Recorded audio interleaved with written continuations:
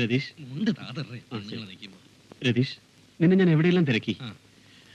രാധയുമായുള്ള നിന്റെ കല്യാണക്കാര്യമൊക്കെ എവിടം വരെയായി? ശ്രീധര, ഞാൻ ഭാഗ്യവാനാണ്.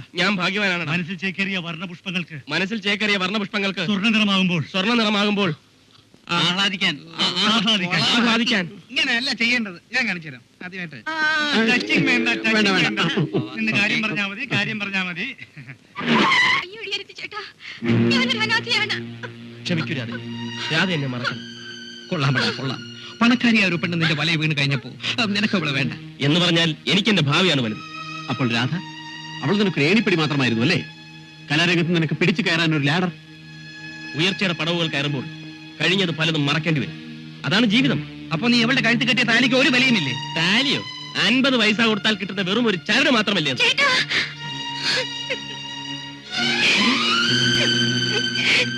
അയ്യേ